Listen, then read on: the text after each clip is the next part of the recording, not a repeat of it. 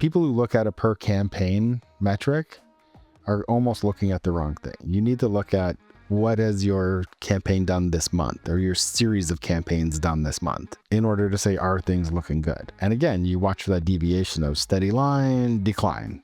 There's your problem. What did you do 3 days before the decline? And this is the sort of thing you actually see as a deliverability consultant. Yep, 100%. They send you 8 emails a week for 104 weeks and you don't open or engage or any of those. You're probably not interested. You wanted the 10% discount, so you signed up and then you ignored them for 2 years. Is that a valuable customer? And that's where I talk to my customer. Where is your valuable customer at? How do you monitor that? How do you define that? And it's different for every brand.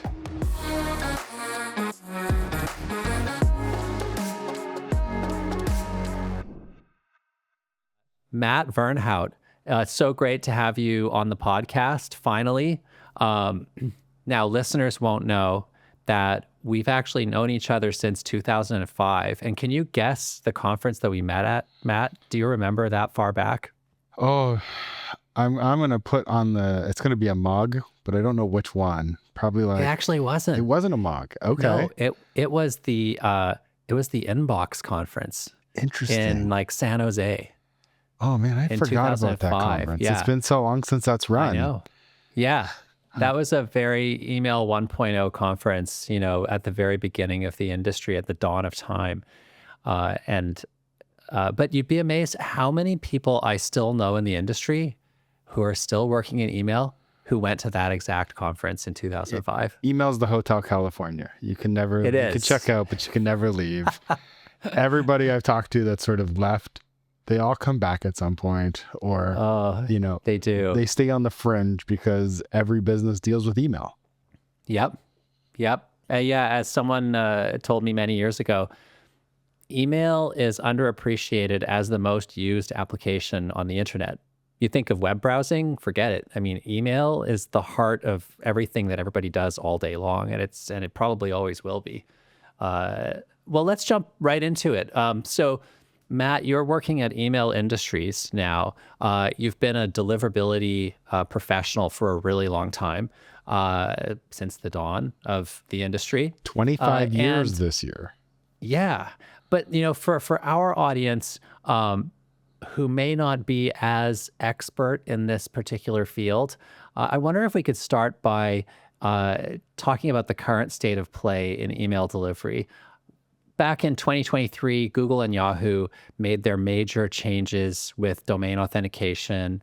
And where are things at today? What are the big issues? What are the changes afoot in the industry today that you're noticing? Yeah, like if we want to go like way back in history for a second, right? Like 2003, I believe, roughly is when SPF was first sort of announced, right? So we're talking 20 plus years for the first sort of authentication standard to come out. DKIM followed 5 or 6 years later, call it 2010 approximately. So that's another 15 years. In between, we saw SPF sender ID, and a couple other things kind of come and go, right? You might remember good mail, authentic, stamped mail, that kind of stuff, right? Mail. So, yeah. We kind of have this threefold winner, if you will, right now with SPF, DKIM, and DMARC working in concert together. So what we saw was in October 2023, Google and Yahoo came together and did a joint announcement, which was actually, I think, surprised a lot of people when you think like, okay, these are competitors, but at the same time, they're trying to do the same thing. And together, they're anywhere from 50 to 70% of a marketer's email list. So they basically said, look, we're tired of unauthenticated mail. We're going to force you to do it. And they basically gave everyone, 6 to 9 months leeway to get authentication in order. But they also said, we also want list unsubscribe, and we want, these other features all thrown in at the same time, which was great. A 6-month runway for those types of things certainly helps brands and domain owners, at least gives them time to figure it out. And so that's kind of where we are with sort of the flat, the minimum requirements, if you will. After that happened, Comcast has come on board, Apple's come on board more recently. Orange and Cesnum have said they're going to come on board. Microsoft is probably the most recent of the big ones. They actually just came out with the deadline at the beginning of May and said, they gave everyone sort of 30 days notice. But to be fair, you've had 18 months to get ready, right? So 30 days notice was plenty for the majority of senders. And I think it had a big shift, right? You do a lot of filtering, right? And you do a lot of sending in your platforms. And I think authentication is a huge part of separating out, the good stuff and the bad stuff when it comes to email. And there's a lot of bad stuff. So being able to have that signal to say, the cream is rising to the top, and you can take that, 3-4% of mail that's actually legitimate and not malicious, and then run that through your filters and deliver maybe the 1% that's really good to the inbox and the other 3% to the junk folder. Yeah, we're seeing definitely a positive impact. From my perspective, doing email delivery for the web hosting industry, our big challenge is that we have tens of millions of end users, most of whom are not technically sophisticated users. Their websites are constantly getting hacked and taken over and abused to send out mail. And until the domain changes went into effect at Google and Yahoo, we couldn't really rely on the domain names as a source of reputation because it was easy to spoof domains. People weren't giving you a reliable authentication of the domain that they were sending from. But with these changes now, when you see a domain, if it's sending out any volume of traffic that you care to deliver, it's going to be doing the right things with respect to DKIM and SPF and having a good DMARC record. And so that is making a difference, I would say. IP addresses are less important than they used to be for filtering. I imagine that is probably the main reason why the big receivers made this change. Absolutely. And I think, if we look at the finite number of IP4 space left, right, and the almost infinite amount of IP6 space, you can't measure reputation on that many IPs in IPv6. So looking at domain reputation was the requirement, basically, forcing everyone to do it. Not to say that IP reputation's non-existent, because some mailbox providers still rely on it. They haven't made that switch yet, but the incorporation of DMARC along with SPF and DKIM have really sort of pushed the envelope towards that for sure. Right. So you mentioned unsubscribes in the sort of intro section. We're all email receivers, right? The idea that you could click a button at the top of your inbox and just unsubscribe from something, that is a really novel thing that I'm starting to become used to as a Gmail user and very happy with. From the deliverability side, how do you see the deployment of more effective unsubscribe mechanisms such as one-click unsubscribe? Yeah, I think, having done delivery consulting for so long, one of the key things I always talk with my customers about is a clear and easy to execute unsubscribe. Not only because it's basically legally mandated around the world, the ability to stop communications when you want them to, but, if a consumer has a hard time finding out how to stop mail from you, there's a button that makes it really easy in most email interfaces called the report a spam button, right? Or this is junk or whatever the mailbox provider labels it as. So my thoughts have always been, make it easier for your consumer to say unsubscribe than it is for them to report you as spam, or at least as easy. So this makes it one more step easier. Now, there are lots of problems, like all things email, right? If you're subscribed to 6 different lists, list unsubscribe by default unsubscribes you from one of the 6. Right. So it's not always clear to the consumer. So you might get one unsubscribe and then 5 more spam complaints because the consumer's like, I asked for this to stop. There's certainly some challenges there. And then even like with transactional mail, typically it doesn't have an unsubscribe. Consumers will report transactional mail as spam as well. So, there are still challenges that need to be figured out in that regard. But absolutely, right? There are positive signals for mailbox providers and there are negative signals. Unsubscribe is a positive signal, especially if you honor it. So you want good reputation, you want good delivery, honor your unsubscribes. Make them simple, make them easy, and your life will be better for it because you'll get less complaints. Right. And you want that, especially because Google and Yahoo and now Microsoft have started to mandate low complaint rates on the domains that they process mail for. So if you have a high complaint rate associated with your domain, you're simply not going to get your mail through. Right. And they're being explicit about that, as opposed to in the past when it was a little bit more cloak and dagger. Right. Yeah, it Right. was, we always said, 1 per 1,000 is deliverability professionals, but it's nice to have them come out and say like 1 per 1,000 really is the ideal number, but there's a little wiggle room, maybe 3 per 1,000. But if you go above 3 per 1,000, there's certainly a problem, right? So Right. that really is, it's either them listening to the industry and the advice that we've been giving customers for years, or them recognizing that there's a tiny bit of wiggle room in the middle there. Yeah. Now, people typically think of, I mean, if you're naive, if you're new to the email sending world, you might think, okay, cool. I make a list. I pay attention to the unsubscribes. My job is done, right? But I know that from our many conversations over the years at MOG events and elsewhere, you have long drummed into me and others the importance of paying attention to how much engagement is going on with your lists. And is that still a really important thing for senders to pay attention to?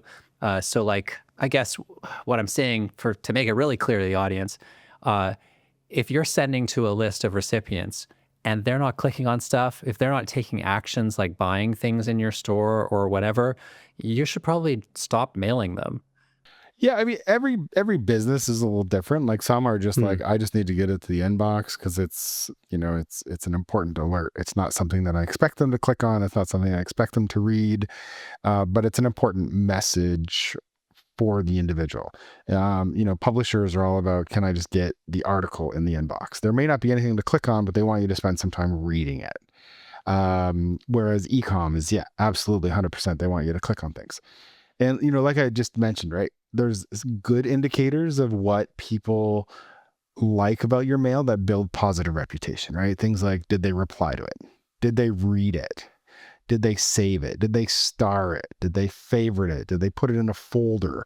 Anything that's sort of a positive, I enjoyed this, I want to keep it for later type Mm. signal. Whereas then you have the negative signals of, I just deleted it without reading it. I didn't even open it. I reported it as spam. I dragged it to my junk folder, right? Those types of things where people are simply giving that signal of, I don't care, right? I'm not doing anything with it. Um, Absolutely, it's important. And still to this day, when I'm working with customers on deliverability challenges, let's look at your segments. Let's look at recency, frequency of communication. Um, let's look at things like, are they purchasing offline if you have brick and mortar stores, and how you tie that data back into your email program, because Hmm. there is a connection to, I receive a message in my inbox and then I think, oh, I was just in that store, or I'm going to that store later today, and it triggers your brain to go to the store. You may not have opened the inbox, but you might say, oh, the subject line could have been enough for someone to say, yeah, I want to go shop in store and back in stock notification. I don't need to know what it is because I was asking for it, right? Um, but if you can tie that I actually went in and purchased back to your email, then you can say there's an active user there. So there are lots of different ways to look at segmentation, and a lot of different challenges when I work with customers around, at what point do you say goodbye, right? And it's easy for us here in Canada, right? Our Yeah. anti-spam law says if you have an implied consent, it's only good for 24 months, period. If And then someone you blow doesn't them do out. anything in 24 months, you have to chop them off at that point, Oh, right? yeah. And honestly, 24 months is a long time. So if, Hmm. think about an e-commerce company who's sending 8 emails a week. They send you 8 emails a week for 104 weeks and you don't open or engage or any of those, right? They've sent you close to 800 messages or 800 and something messages. You're probably not interested. You wanted the 10% discount, so you signed up and then you ignored them for 2 years. Is that a valuable customer? Right. Right. And that's where I talk to my customer. Where is your valuable customer at? And how do you monitor that? How do you define that? And it's different for every brand. So, but absolutely, it makes sense. Yeah, yeah, yeah. And one of the ways that engagement is measured is on the opening of messages. And historically, senders would include a small web bug that would Mhm. be opened by the user's email client when they actually opened the message. But as we know now, platforms like Gmail, clients like Apple are now opening these images either ahead of time to do some security inspection on them, or they're not opening them at all to protect the user, or they're opening them multiple times. Like we've done some analysis that shows that if you send a message to a Gmail recipient, you might get 3 open notifications for the same open event. Mhm. And they're all coming from different infrastructure inside of Google that obviously are performing different purposes. So, has that signal of the message open become completely irrelevant to senders? Irrelevant from a KPI performance, yes. Completely irrelevant, no. I love it still as an indicator of where is the mail going. A lot of places don't cache images for messages in the junk folder. So if you have a Right. open rate that's pretty steady at 47%, and then one day it's 22%, well, you probably landed in the Gmail junk folder and Apple didn't cache images that day. So it could be like a signal that you're watching that KPI for a change, Yes. not so much as a definite indicator that someone actually opened that thing, but it could maybe signal something else going on. Especially with how Apple does it, right? Once Apple caches Right. the image, they never let you, even you could open the email 50 more times. You don't get that signal anymore. You just Hmm. get the one open, right? Whereas Right. someone like Yahoo or Google, for example, you open it 50 times, you're going to get 51, or in your case, like you're saying, Right. 53, right? Yeah. Yeah. And then different platforms report on it different. Some ESPs block image caching as best they can to try to give you a more realistic image open rate. Hmm. And others incorporate it all and just let you know, like, there are non-human interactions within this. And that also counts for clicks, right? There are so many companies now that click on email. Proofpoint, Mimecast, Barracuda, right? They're all clicking on links because they're all trying to figure out, is it going to a phishing website? Yeah, they might be like running that in a sandbox, using an AI to click around the destination and see what it means. Yeah. So Very clicks are interesting becoming locations. noisy as well, right? Right, And that's right. where, again, I look for trends. Like, people who look at a per campaign metric are almost looking at the wrong thing. You need to look at, what has your campaign done this month, or your series of campaigns done this month, right? In order to say, are things looking good? And again, you watch for that deviation of steady line, decline. There's your problem, right? You back up a couple days and say, what happened? What did you do 3 days before the decline? And this is the sort of thing you actually see as a deliverability consultant. Yep, 100%. We look at Huh. this stuff with our customers all the time to try to figure out, is there a point in time where something changed? And if there is, typically you can tie it back to, worst case scenario, we bought a list, right? Okay, well, Mm, that's going to be a lot of problems. But other times it could be, we went to an event, we were sponsored an event and got all the email addresses of everyone who attended the event. Okay, well, you didn't necessarily buy the list, but it's not necessarily right. consent based either. There's a gray Yeah. area maybe, or people aren't expecting it, even though they maybe checked the box that says, give my email to the vendors. They may not expect you to subscribe them to your newsletter. They might say, reach out to me, but don't subscribe me to your newsletter. So there's an expectation missing. There are so many times I can count over the last 25 years where I can almost exactly pinpoint of, oh, you did that thing. That's probably what caused the problem. Let's undo that and see if it gets better. Like you Hmm. said, sometimes people get compromised. That happens too. Again, fix the compromise, clean stuff up, spend a little time in the doghouse, sleeping on the couch. Things tend to get better. The email couch. Yeah. Exactly. Um, Obviously, a big topic these days is generative AI. I mean, the term generative AI is almost like passe. Is ChatGPT, Claude, Anthropic, all of the technologies that are now wrapped around those things, image generation. Uh, what is this doing to the email sending universe? What are senders using Gen AI for? What challenges is it causing for your customers, and what opportunities? Yeah, certainly from the sending side, there's a number of things. Some of them are using it for image generation or image Mm, enhancement, right? Remove backgrounds, things like that, make your images look a little nicer. Certainly in the B2B side, senders are using it to generate more unique content. They're not writing by hand 1,000 messages a day. They're using an AI to generate 1,000 variations based on inputs from, you know, okay, I know Ken, he lives in the Vancouver area. He's the CEO of a tech company. I can work that with an AI compared to like, okay, I also know Matt, he's in the Toronto area. He works in tech industry, but he's not a founder. So you can change the messaging, right? For each person if you have the right inputs. AI is doing that at scale. Now on the reverse side, mailbox providers are looking at those AI generated emails that are coming in and feeding those into their own AI to say, when you see these similarities, it's potentially right. spam. So it's speeding up content creation on one side and anti-spam filtering on the other. It's really just like a battle of the bots, right? It's That's what almost it's evolved into. it is almost becoming that way. Now, the one piece is, machine learning is really expensive, right? Any Right. LMM is really expensive. Mm, Um, so it's a balance of how do you keep your filters updated, because the inbound side is always changing and the outbound side is changing. If you do outbound filtering, how do you keep up your machine learning in an affordable way to stay on top of that? Um, Most recently, Yahoo. A lot of people said, "Oh my God, Apple changed things at the beginning of May. What happened?" Well, Yahoo just got a better machine learning algorithm that identified more mail that their consumers have been complaining about. They didn't really make right. massive changes. They just said, "Hey, our little bot over here got smarter." Right.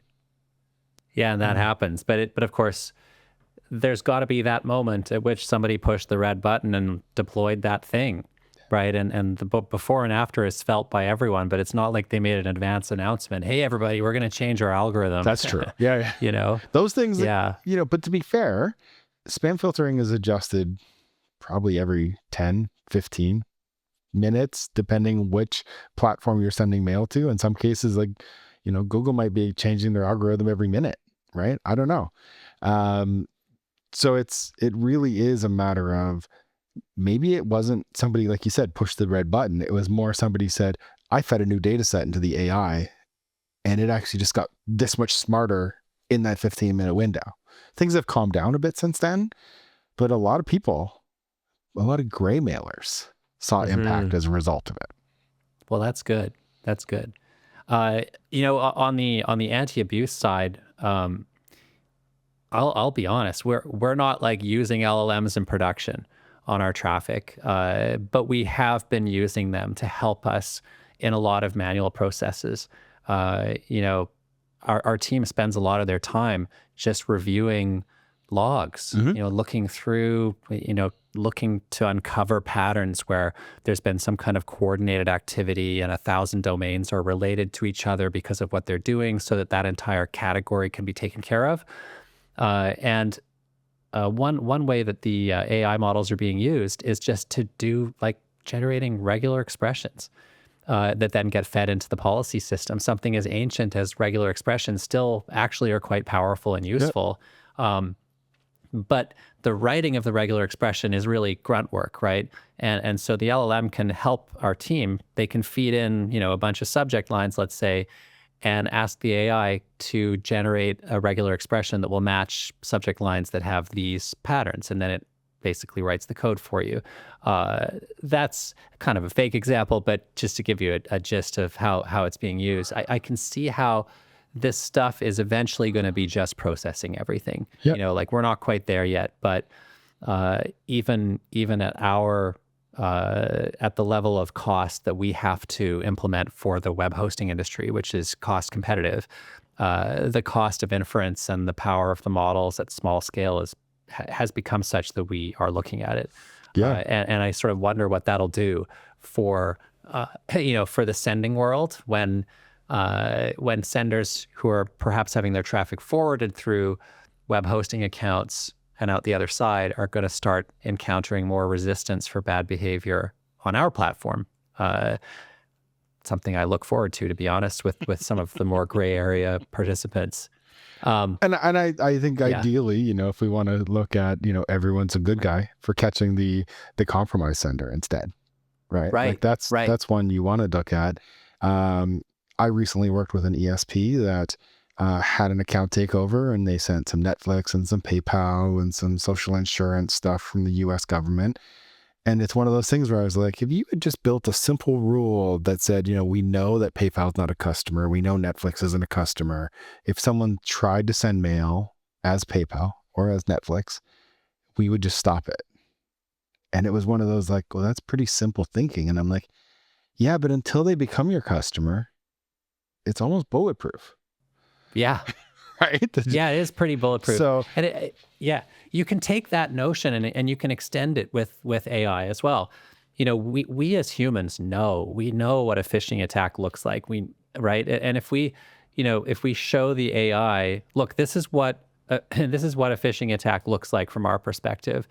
Now go look at these logs and find more examples of that. And it will go out and it'll find you all kinds of stuff, some of which is not really that, but some which is. And these tools are so powerful now. It used to be that you had to develop your own machine learning models from scratch to do that at scale. But now we're finding you can just like chuck it at the LLM and what comes back is actually pretty actionable right out of the box. Yeah. Okay, so moving along, what kinds of tools can senders use these days, so that they can be proactive and not get into trouble with the receivers? You work for Blackbox. I understand Blackbox has some stuff that could be helpful. Yeah, so Blackbox is one of our products. It's mostly for ESPs or web hosting companies or filtering companies even. Anyone who's sending mail in large volume. But typically, it's going to work with somebody who has a list that they want to upload into a platform. And Blackbox looks and says, our analysis shows that these types of addresses cause issues when they're sending. So as a platform, if you have a client that uploads a list with a large match rate of these are problematic type elements, right? And we don't just look at email, we're looking at like where it's hosted, we're looking at networks it's potentially sending from. Like Blackbox it's 3 billion data points it's looking at to say, is this actually a good list that you want on your network to send mail from?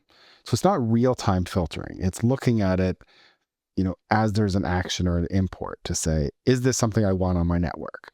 If it passes through, okay, it's probably not a bad client. If it flags high enough, it might be suspicious enough that you say, talk to your customer support team to say, where did this actually come from? And if it flags really high, you might say, do we really want this person as a customer? Because there's a lot of bad things. We're not the only ones that do this type of thing. And it works really well for the ESPs that we talk to. We've had a lot of really long-term customers that have really sort of utilized the service. And you can tell when you look at their network and how frequently they get blacklisted or have delivery problems, things like that. They're much fewer and farther between than platforms that just don't care. They're just like, upload whatever you want, send whatever you want. Right? Those platforms tend to have a lot more problems. So, I like it as an anti-abuse thing in regards to preventing abuse on my network. Right? So there's always new email services being developed. That's one of the things that has always surprised me about the email industry. Just when you think there couldn't possibly be another transactional mail provider, there's like 5 more. Right. And you look at them and you're like, they're actually really big, and so given that there's new entrants all the time into the space, what would you recommend to somebody who is, let's say, standing up, yet another MailChimp clone with, campaign management, SMB focus. What sorts of advice would you give them to stay out of trouble and be successful? I mean, be prepared for abuse day one, right? Jacob Alexa, the CEO of MailKit, he recently told a story at an event that I was at that when they launched, their very first customer that signed on the platform sent PayPal phishing. Very first customer. First one, client ID 1, right? And he's told me this story a couple times. And it was because they weren't ready for it. And so they basically said, no, we're going to put pause on the entire platform. They went away for a week. They thought about how they were going to prevent abuse on the platform. They changed their entire thinking. And I've heard that story like from other platforms time and time again to be like, we didn't think we would be a target. We're small. We're brand new. It's almost like they're looking for small and brand new because you're unprepared. So if you're out there and you're thinking of launching a platform, doesn't matter what it does, whether it's a transactional platform, a campaigning platform, you're targeting SMBs, you're targeting enterprise, be prepared for abuse on day one. Have a team, have a process, have somebody who's ready to help, and really sort of focus in on those types of things because they may not come today, but they'll be there tomorrow. And the next day, and the next day, and the next day. So, look at services. Black Box is just one of the tools. eHawk is another great tool. IP Quality Score is another great tool. So there's lots of other tools out there that take little bits of the abuse process when it comes to client onboarding or validation or sending or list quality and looks at those things and gives you a chance to say, is this the client I think it is? And is it the client I want? Right. That's really sage advice. So what do you see coming down the pipe in the deliverability space in the next while? Or maybe what are you hopeful will happen? Like where do you see things going? Yeah, I mean, I feel like I got a couple items here. I think one, I've been beating the drum on AMP for email for a long time. I think the fact that you get highly interactive emails in the user's inbox, they could shop your site without leaving. It reduces friction.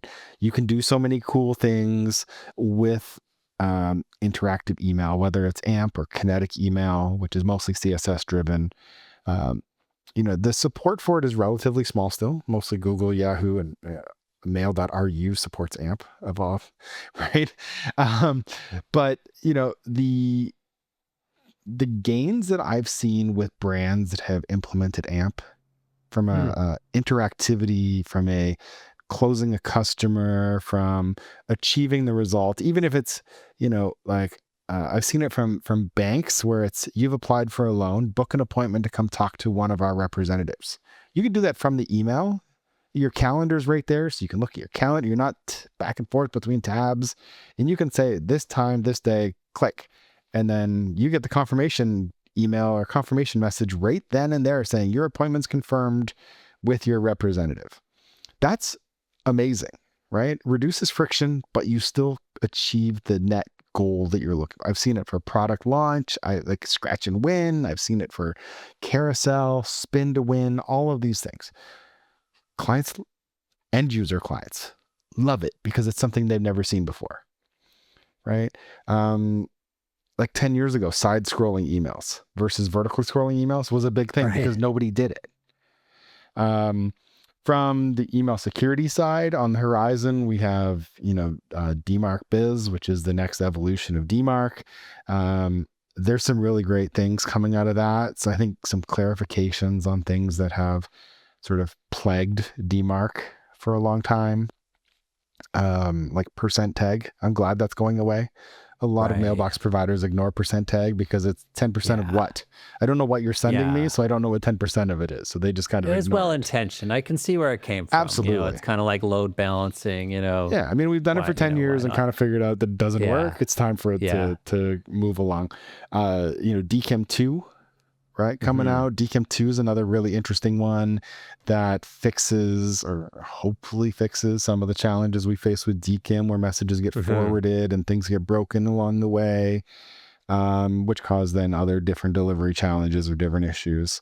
And I think, we're just going to continue to see these incremental improvements to some of these existing technologies. Ideally, we're going to make them easier for people to implement, right? DNS is hard for a lot of people. I've seen clients with 5 DMARC records, which you can't have. It's one and done, right? And it's because they work with one provider that says create this DMARC record. They work with another provider that says create this DMARC. And they're just dutifully following the instructions. And they're following the instructions, and they end up with multiple records, which basically says, I have none. Right? So DNS is hard. It's confusing. Based on some of the ESP tech stacks, even, if you're using like a Klaviyo, well, it might be SendGrid underneath. So then all of a sudden now you have 2 networks you're sending mail through. Or in some cases, they might also use SparkPost for some of their mail. So you could be potentially sending mail through 3 networks. It gets confusing. It's a lot of extra DNS to get done and set up. So there are certainly, some challenges there. I think we'll also continue to see some consolidation. Tools will get purchased, tools get merged together. Most recently, if you think like Litmus being purchased by Validity, right? I think we'll continue to see that. ESPs acquiring other ESPs. Like for a while, Marigold, right? They acquired 7 ESPs now at this point? Right. So there's going to continue to be some consolidation.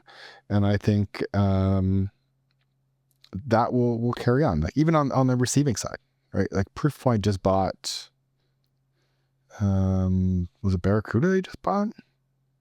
You know what? I've been sleeping on that topic, but they just bought another platform. So now they own, a third sort of inbound platform, and they are by far the biggest. Hornet. That's right. Hornet. Sorry. So Hornet Security, which was Vade Secure. Yeah, that's right. So you watch the one fish buy the next fish, right? So, that will continue to happen in the space. And, does it make it easier? Yes and no. Right? Google has such a big market share of email. When they make a change, it impacts everybody. If, SaskTel makes a change, 99% of the world doesn't even know who SaskTel is, let alone. That's unfair to people who live in Saskatchewan. But I'm using that as an example. But it's one of those things where the footprint matters more so as you see these acquisitions happen. Even the idea of like if someone was offended enough on the blacklist side and said, well, that ESP's just sent me far too much spam, I'm going to block everything they send. Imagine Spamhaus said, I'm going to block everything that ExactTarget sends.